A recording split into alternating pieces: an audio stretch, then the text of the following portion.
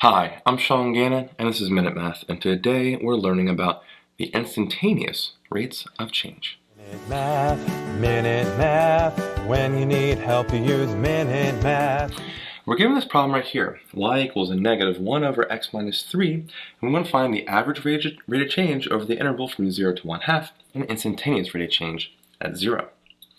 Well, our graph here, we can see what it looks like, but it's kind of tricky. We're using a small interval from 0 to 1/2 to find the average rate of change, and instantaneous right there at 0.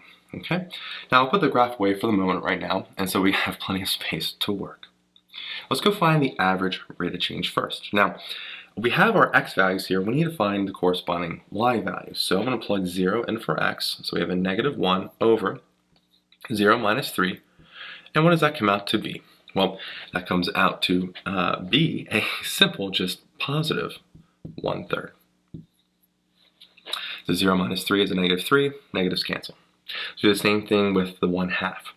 We have a negative 1 over a 1/2 in for our x value minus 3.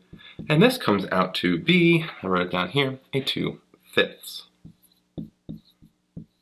Okay. So we have a 1/3 and 2/5. So let's go find the average rate of change here. So we use our formula, right? Our y2, so our delta y over our delta x, change in y over change of x, is equal to 2/5 minus a 1/3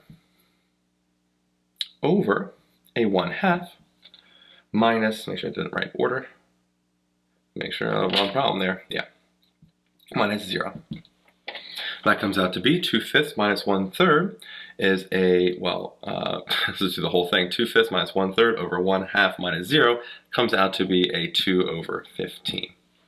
And so our average here, I wrote a delta, but average rate of change is just a 2/15.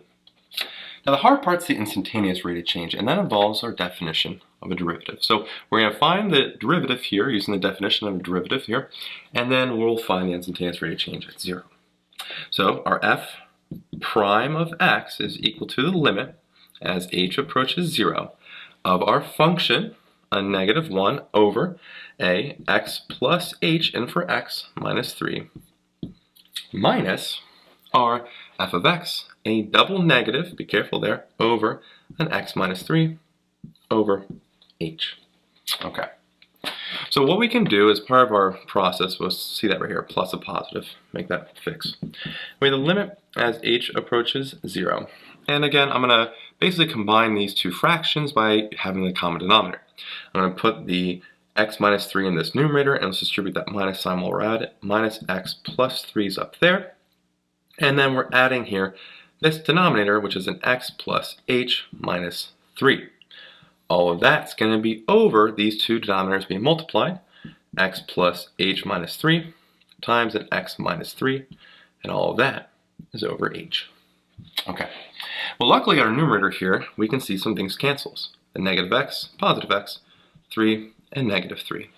So if we rewrite this as the limit as h approaches 0, we have just an h up top, and the denominator was that x plus h minus 3 and an x minus 3 here.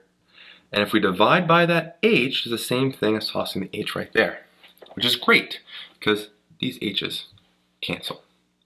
So again, taking that limit, with all the space we have here, the limit as h approaches 0, we have a 1 over an x plus h minus 3 and an x minus 3 here. We now can take the limit as h approaches 0 because we can directly substitute it in, and we just have, well, that's just plus a 0, doesn't do anything. So we have a 1 over an x minus 3 times an x minus 3. If we want to simplify that out here, we have a 1 over a, what is that, a, multiply that out, that's x squared minus a 6x plus a 9, and that's equal to f prime of x. Now they want us to find it right there at x equals 0, right, the instantaneous rate of change. So we want to find what f prime of 0 is, so we plug 0 in for x. 0 squared minus 6 times 0 plus 9. Well, it's easy when it's zeros. They cancel, we have 1 over 9. And so our instant rate of change here is a 1/9. And again, you can see the graph here. Our average rate of change over our interval from 0 to 1/2 is 2/15, while the instant rate of change right there in x equals 0 is 1/9. I hope this video was helpful for you, and if it was, please subscribe to this YouTube channel and like this video. This helps us make more free math lessons for you and for everyone else. So as always, thanks for watching. Minute Math, when you need help you use Minute Math.